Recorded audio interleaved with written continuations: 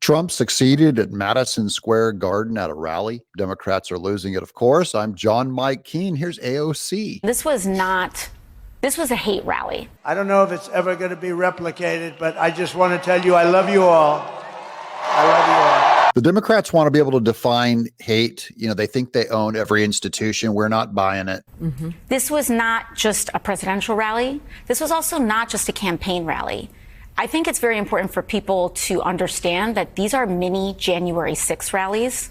These are mini Stop the Steal rallies. These are rallies to prime an electorate into rejecting the results of an election if it doesn't go the way that they want. Seal of the President of the United States. Never again. I have my own definition of hate. AOC is trying to connect dots where there are no dots. It was a wonderful evening. Donald Trump and that entire cadre of people up on that stage, Stephen Miller, etc., do not respect the law of the United States of America.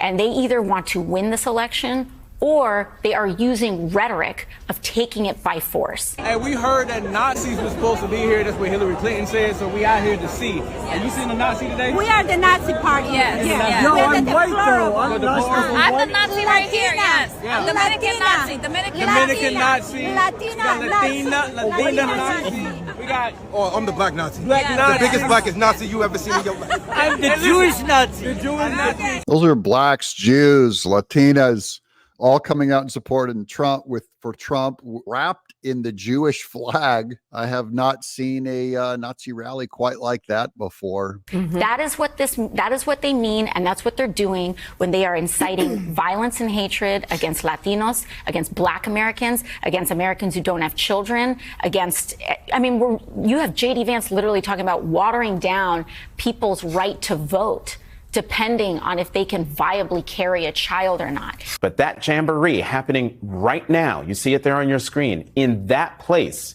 is particularly chilling because in 1939, more than 20,000 supporters of a different fascist leader, Adolf Hitler, packed the garden for a so-called pro-America rally. That's MSNBC going back to that pro-America rally at Madison Square Garden. He forgot that here's a picture of John F. Kennedy attending the Nazi rally at Madison Square Garden in 1962. And here's Jimmy Carter himself attending his Nazi rally at Madison Square Garden in 1980. And let's never forget Bill Clinton attending his Nazi rally at Madison Square Garden in 1992. Why didn't they connect the dots back then? We have to understand how unhinged this campaign has gotten, and the only reason that the rhetoric has gotten this far is precisely because they are trying to prime the kind of froth that led up to the January 6th attack on the Capitol. Mm-hmm. Want to know the people that are mostly offended by this comment? Non-Puerto Ricans, people who don't live there, and people who have never been there before in their lives. Liberals are so desperate right now that they want this to be the next major headline when, one, Trump didn't say it, two, the man was a comedian, but three, you know why? Because it brings fucking attention to the last 3.5, almost 4 years that Kamala Harris was in office and did nothing to help the people of Puerto Rico. This is about a Tony Wycliffe or something who came and did a stand-up comedy routine during the Madison Square Garden event.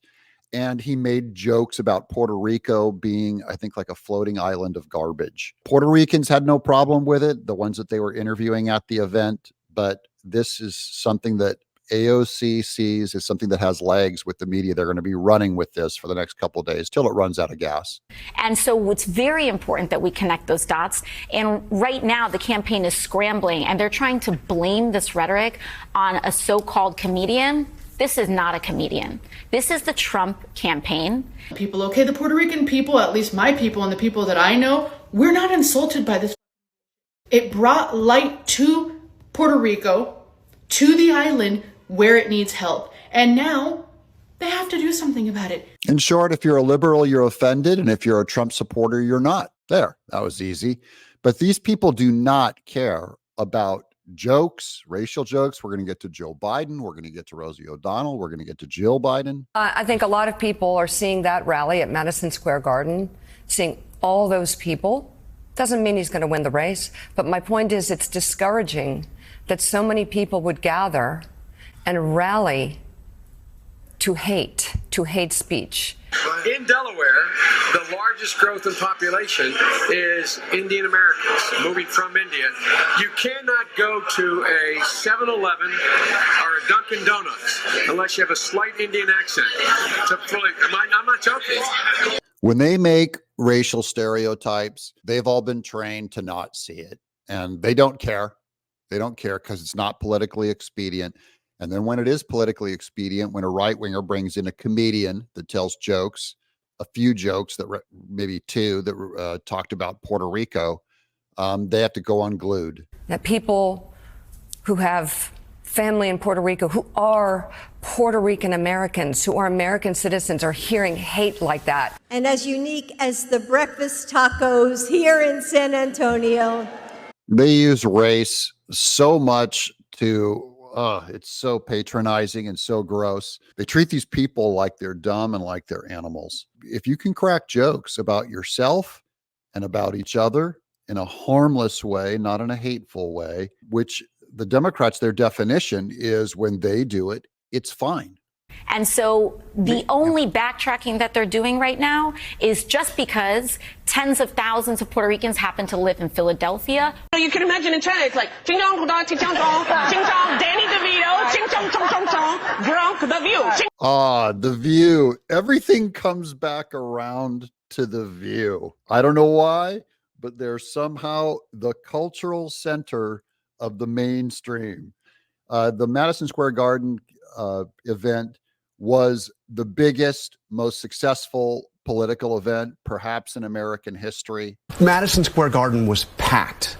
People waited hours to get in. They sat through hour after hour of this rally. They were fervent in their devotion to all things Trump. It was a wonderful evening, and we celebrate that.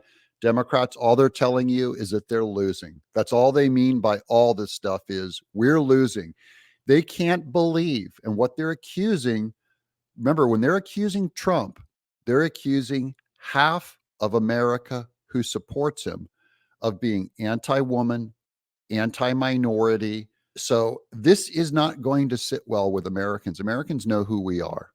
Trump has created a movement. There is no doubt. I cannot think of another Republican figure of my lifetime who could have come into a Democratic city like New York and put together anything like that. We laugh at each other. That's always been part of who we are. It brings out warmth instead of division and violence. And the true problem with America is the Democrats are setting up their own revolt. And they're projecting onto Trump and Trump supporters what they always intend to do. I'm John Mike Keene.